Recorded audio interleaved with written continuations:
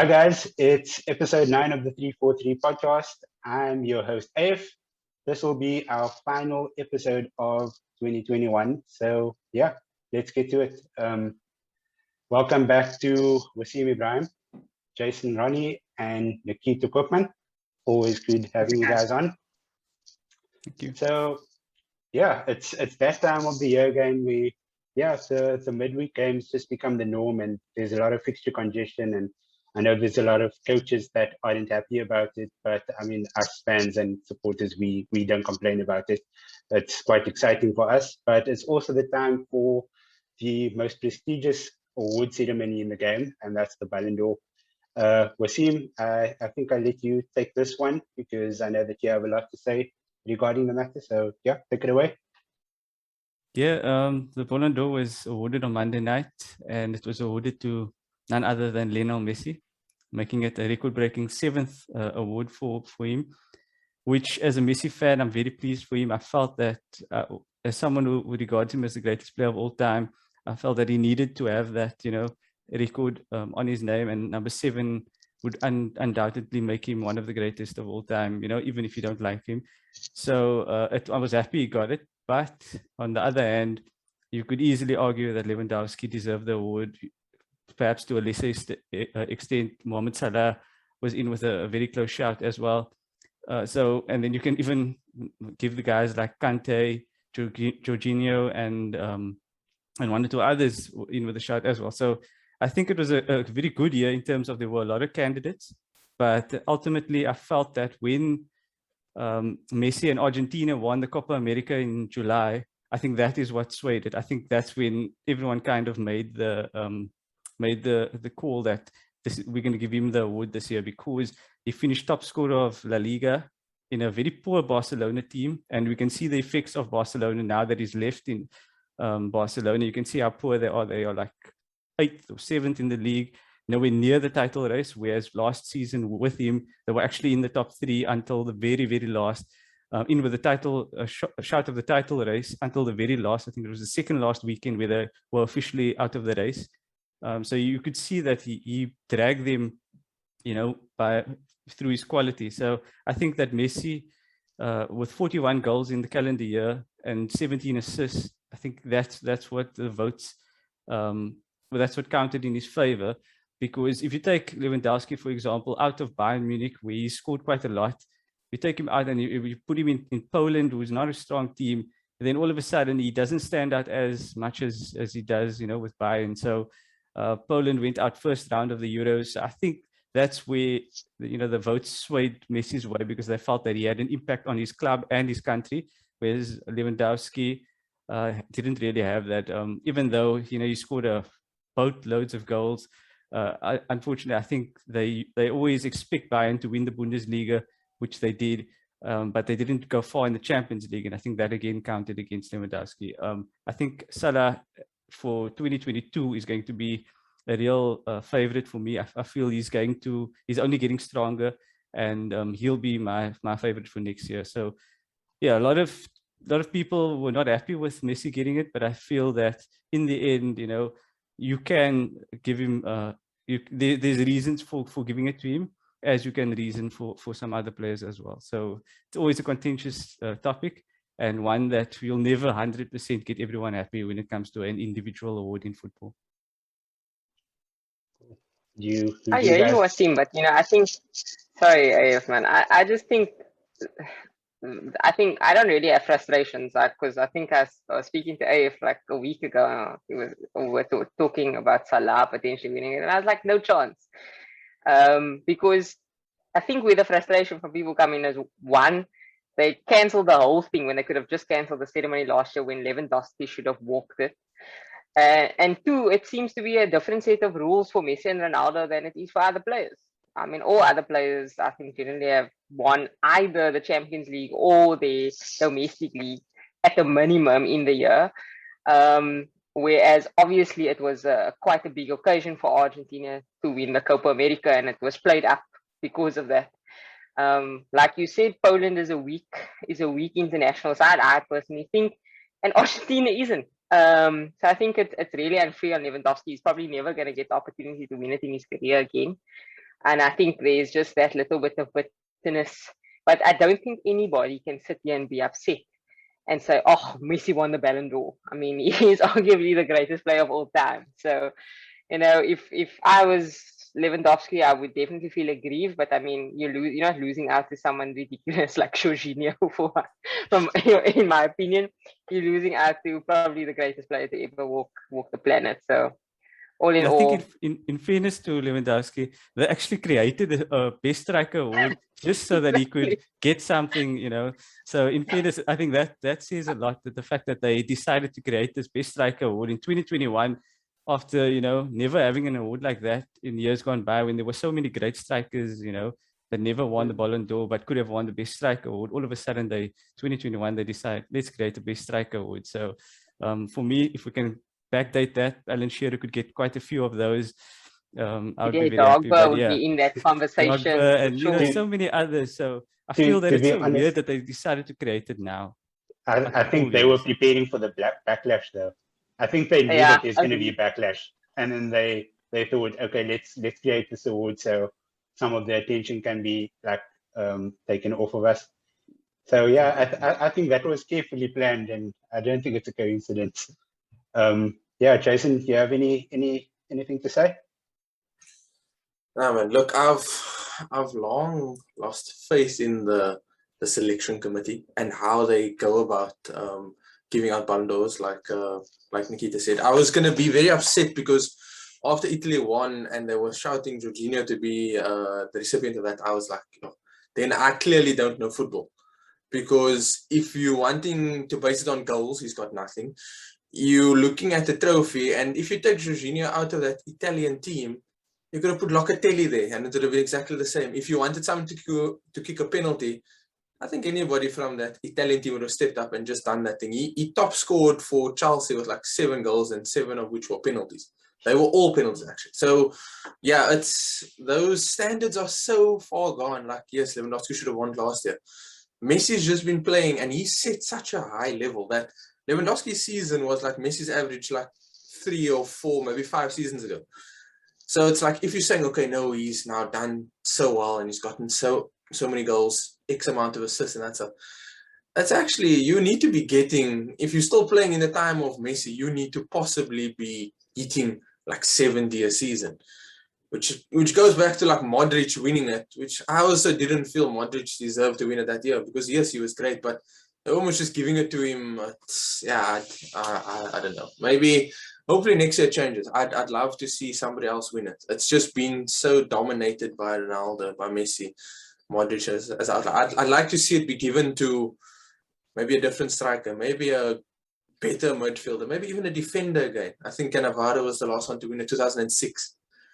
Yeah, and hopefully we'll see the time where a goalkeeper actually gets rewarded for making 6 to 11 saves a game, almost every game. I think that would be interesting. It's just Messi and Ronaldo have set the standard so high that it's like, when they have an okay season, they're like, ugh, okay, they didn't. But actually, they've been playing at such a good level. So it's like Nikita says, it's hard to argue for that 7th one. But yeah, I don't know. It's a bit contentious. Yeah, well, the and way maybe... Lecoq rates Messi on a weekly basis as PSG is certainly not getting a Ballon d'Or. Yeah, so yeah, no. I think this is, and with Ronaldo at United, I don't know. I think it's wide open now. Maybe this time Mo Salah can actually crack the top 3. Maybe top 5. Maybe top 5. Yeah, no, that's ridiculous. Okay, I think he would have to win with Egypt out of the group stages in order to win it. Yeah, I was going to say, there's no Bafana in the AFCON next year to knock Egypt out. So maybe Salah can really go far with Egypt in the AFCON. Cool. Yeah, but let's move on now. Spurs have seemed to be, they seem to have been like through the seesaw period. With Antonio Conte, a win here and then a loss, and they lost in the UEFA Conference League against a team called Mura. Yeah, like I couldn't believe the scoreline when I saw it, especially because I saw that it wasn't even a bad team that Antonio Conte put out. But yeah, he looked super irritated after the game. Nikita, do you think he underestimated the project at Spurs? I don't think he underestimated it. I think it's more maybe us overestimating him and the quality in that squad. I mean, he is prolific for turning around attitudes very quickly. From what I understand, he's a bit of a tyrant, which always gets me quite excited, seeing someone so passionate on the on the touchline. You know, now with Conte, Tuchel, and Klopp, it's a beautiful trifecta of madness on the touchline. Apparently, Arteta seems to want to make it a foursome, but we'll see. But I don't think he underestimated. I think he came in there. There was a lot of talk when he came in that he wanted a transfer kitty in Jan, and I think he's gonna need it. I mean, you know, I think what we're seeing now from Spurs is a real dwindling in that squad. I mean, if you really go down to the nuts and bolts of their starting 11, if you start at the back, there's nothing that's a shining light, you know, other than Lloris, in my opinion, in their back five. Their midfield is, you know, really mid-table level. Let's be honest. I mean, if you're starting Harry Winks, Skip, I mean, you know, you're not really up there trying to contend for a top 4 position. And then, you know, Harry Kane, we've spoken about Harry Kane almost ad nauseum. The guy just looks like he's lost the will to play football. And I mean, he was a victim of his own demise, to be fair. So I think Conte is going to need to reinvigorate that squad.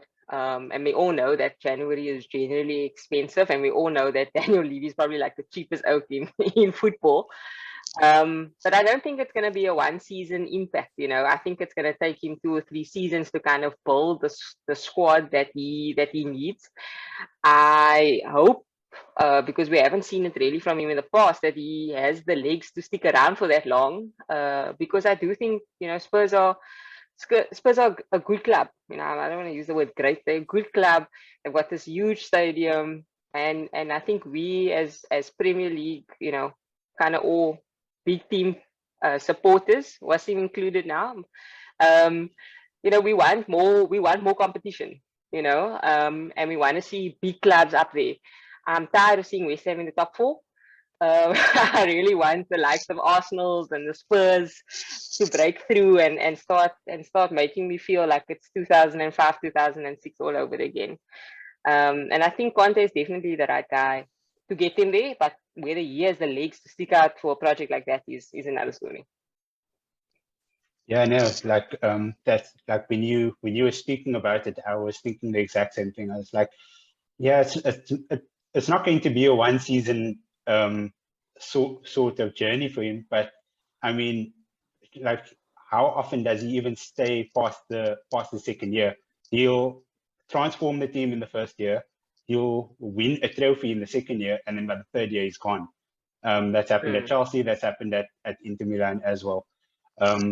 So yeah, it's going to be interesting how he moves this forward. And you can see there is a gap between that first team and the I wouldn't say the second team, but like if you do like 5 to 6 changes from that first 11, then you can see that there is quite a big drop off.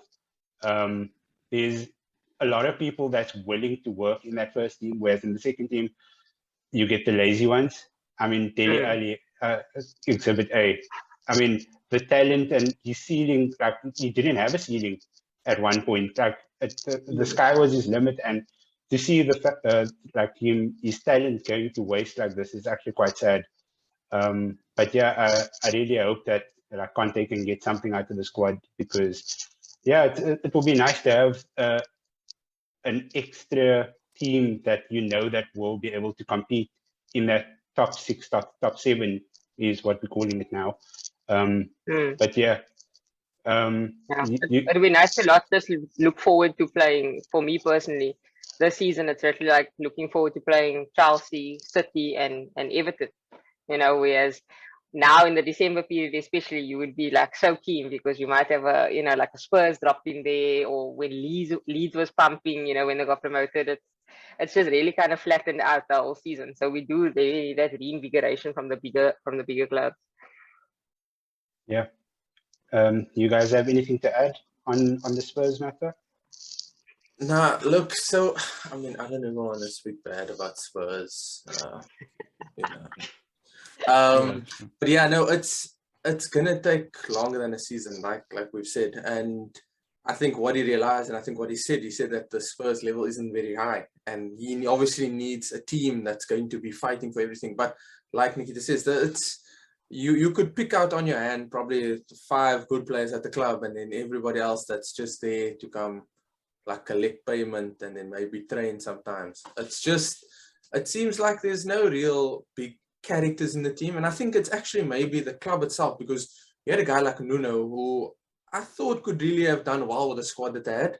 You know, Wolves also didn't have the greatest with the biggest names, but he had them buy into the philosophy. You have a guy like Mourinho who was able to turn water to wine when he was at United. He said his biggest achievement was finishing second with that squad. And for him to go out the way he did when he was at Spurs, it just, I think everybody looks at the manager, because obviously the manager's the guys that puts out the team, but I think a certain degree has to go towards the players, has to go towards the structure itself. You know, I don't think they're actually giving any of the managers or any of the players that are there like really a good footing to actually get going. So yeah, maybe a good window where they can bring in players that Conte likes for his system, for his particular system. If that means that Ashley Young and Victor Moses end up at White Hart Lane, who knows? I don't know. But or the new Tottenham Stadium, whatever. But yeah, I think it's definitely just sticking the course and not making any rash decisions in terms of sacking the manager after they like. It's gonna be tough. I think all of the clubs that we support, we're all going through. I think Wasim's going through that now. Arsenal went through it. Liverpool at the stage before they got Klopp. It was literally, I mean, it was not nice watching United partially in and out there, you know. So yeah, it's gonna take time, and it has to be staying the course. And I think Nikita had mentioned this on one of the previous shows. It's like, give the guys some time to actually do something. How are you gonna judge? You just start the job and you got two months to just prove yourself. You're still in that probation period. So yeah, it's I just think hopefully they can I turn the think clock and yeah, we can actually compete. You know, or they can rather compete. I think just to add to that, he's going to learn new things every week with the squad because they've got the Europa Conference and they've got the league. There's almost little time to train, but so he doesn't get to implement his changes through training. He actually happens to learn about the squad through games and selecting certain players and then seeing how they react. And one guy he spoke about last week in the lead up to that game was Ryan Sessegnon, and he said that he's been impressed with him. He's gonna give him game time and so on. And then Sessegnon got a red card inside the first half of that match.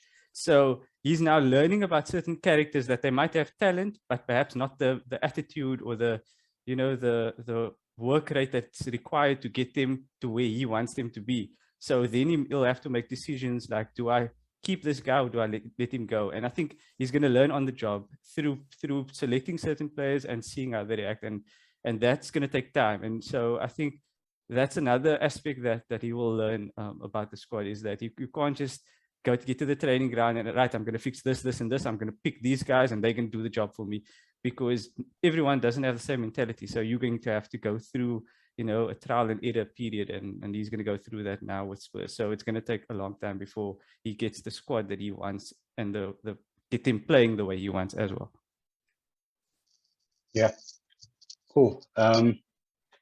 Jason, you were mentioning that how little time managers get. Well, Ole Gunnar Solskjaer's time is up after 3 years. United have a new manager. Though his tactics weren't always the best, though, he did, however, bring in some good players, and it seems like there's more structure within the squad than what there was before. And the new manager will be happier with the squad that he's inheriting compared to how Solskjaer felt when he took over. The new manager being Ralf Rangnick. So, Jason, what do you think Ralf will be bringing to the table?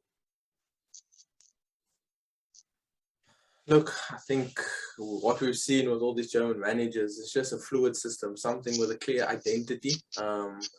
Whether he has the players right now to play the sort of style that he wants to, I mean, this guy, This guy put Tuchel into the managerial world. He said Klopp came to him after one game and he said, you know, this is how I'd like my team to play, and that's how Klopp started with a rock star football, you know, rock and roll football.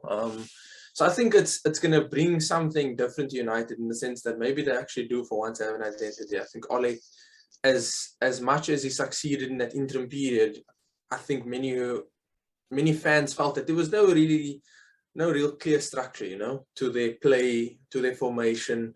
And then they actually brought in the other head coach, Cristiano Ronaldo, as Nikita loves to mention, which I fully agree. So whether the Portuguese like the Germans, I don't know. We'll have to see. But yeah, I think what he'll bring is an exciting brand of football, maybe which has been missing from Old Trafford. I mean, I used to hate going to there. You know, Fergie, besides the fact that he had the reps on the payroll, he actually had a team that could play really well. So yeah, I think it will maybe bring a bit more excitement back to Old Trafford, almost like the Ronaldo coming back. I think what you get from when I was actually just reading up, you know, when I looked at that Leipzig team, when you had Timo Werner, when they, I think it was 2017, 2018, where they ran Bayern really close for the league. It was such a high press. It was clear idea that once we win it, we're going to break with 3-4 players, and they had a good finisher. So in Ronaldo, despite United being very bad recently, they've got somebody that just puts the ball away. So maybe he won't be as involved in the press. He's obviously willing to do that, you know. But I think there will definitely be a bit more excitement to United's game. There've been a few games, I mean, even me as an Arsenal fan, I would obviously still watch them, and it seemed a bit like a snooze fest. And that's not even me trying to be harsh. It's really what some of the United fans even said themselves. So yeah, hopefully it's a bit more exciting, and it's not going to be quick. And he obviously comes in at a time where, like you said at the beginning of the show, it's lots of fixtures coming very quickly. The turnaround time is going to be ridiculous. And also, like Wasim said, was Conte. He's going to learn quite a bit in these games. So yeah, I think after the Arsenal game, it's somewhat an easy run. I don't think there's an easy run over the Christmas period. Fixtures come and go so quickly that there's hardly even time to prepare or recover, and you must go again. And so yeah, I think it's definitely be exciting. It's going to be an interesting period for him. I think it's a good challenge. I think managers like challenges, you know, because they'll get to stake their name to the revival of any club. So yeah, also looking to the future with him agreeing, I think it was a 2-year consultancy role. We know how good of a consultant he can be, and his ID is like off the charts. I think he's found so many good players when they were virtually playing in the park or something, you know. So yeah, definitely, I think it will be an exciting time. It looks like it will be good. Yeah, I think I'm quite excited about that consultancy role. Yeah, our club hasn't had any sort of top-down structure in years. Like, so the fact that a football person is actually going to be sitting on top and dictating things, that's actually quite exciting for me, instead of that banker that we currently have calling the shots. Maybe it also just shows that the boardroom at Manchester United actually had a plan. You know, not going for Conte, you know, when Liverpool, you know, when Liverpool took the points and the international break, maybe they knew Conte is not a long-term kind of guy. And they were like, we need to get a guy in who's going to come here and fundamentally change the way we play football top to bottom, you know. And I'm sure his consultancy role is going to be academy kind of up. So I think that's probably, you know, finally a thumbs up to the Manchester United board. I think it's going to be interesting. But I mean, if I suppose the question to you is, this guy's coming in. It's fixture upon fixture, 3 games a week kind of for the next 4 weeks. The realistic endpoint for United come the end of May is where with Rangnick now in the hot seat. I don't know, like I saw yesterday Roberto Mancini, his name popped up on my feed, that he's a manager that Rangnick's looking at. So yeah, it's going to be interesting. Like, nobody knows what's going to happen yet, but like I feel like somebody like Ten Hag, his name is being thrown around quite often these days. But yeah, I feel like he's going to make the correct appointment if if it's down to him, he will make the correct one. I don't think he should allow the Ed Woodwards and the Richard Arnolds to have the input in that decision. But yeah, like at this point, I hope that he's going to get his work visa before his interim period's over, because they might as well just have offered Carrick the role then. Brexit is real. Yeah. But yeah, so let's just do a quick preview for the Manchester United vs Arsenal game on Thursday. As I think Jason's the only gunner over here, so at least I'm not 2-on-1 again like the last time. But yeah, Jason, who do you think the standout players would be for Arsenal, and where do you think the weaknesses will be? Who do you think United would be targeting? Yeah, man, not wanting to go too long into this, I don't want to speak too much. I feel it's a bad omen to talk too much about the game and of this nature. So I think Arsenal standout players obviously has to be Smith Rowe. You have to look at it. He's so unassuming, because when you look at him, he's not like really influencing the game that much, but it's those small little things, it's like maybe making a deep run, maybe making a good pass onto the front foot for somebody. If Saka starts, I think Saka's also one to really cause some problems, maybe down United's right hand side. As for the weaknesses, I think our backline, they might be a bit challenged with Ronaldo's movement, because Ronaldo has that in his locker. He would just drop off the shoulder. Next thing you know, the ball's in, and he can finish right foot, left foot, heading. It's there. So if Ben White and Gabriel can just nail that on, and just actually be a bit more assertive in that role, because I think sometimes we let the striker first get a few and then they start to come to the game. Yeah, man, if that midfield battle can be won, then I think it'll be a very interesting game, and fingers crossed, not like the Liverpool game where I was quietly confident. I think I'm a bit more outwardly confident that we could get a positive result. Yeah, Liverpool, I was just, it's like shooting for a needle in a haystack there, man. That was bad. You were speaking about Ronaldo, like that's if he starts. Coach Carrick. Maybe, yeah. Coach Maybe Carrick. a tactic worked last week. Yeah. What are you talking about? No. I'm not saying that it didn't work. I'm just pointing out the fact that Jason's speaking about Ronaldo. He could be playing Bruno as a false nine again. You never know. You never know what's going to happen. It's a lottery at this point. But yeah, I think Sancho's on fire at the moment. Like, I think he's feeling it, and he's finally getting the scope that he deserved all this time. Not sure what sort of vendetta Ollie had against him. Mix Van de Beek in that as well. They finally get to smile again. I don't think I've seen Van de Beek smiling more than I have in this past 2 weeks. I think it's like he knows that he's going to get some minutes every single week instead of just being frozen out all the time. But I think our weakness will be the inclusion of Harry Maguire coming back in. I didn't dislike Bailly and Lindelof. I think they did well together.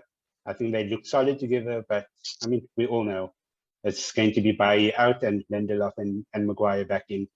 And I think you guys will probably end up licking, like the Arsenal players will probably be licking their lips and thinking, okay, yeah, like especially somebody like Aubameyang that knows that you'll be able to get past Harry Maguire very quickly. But yeah, I think I'd take a draw.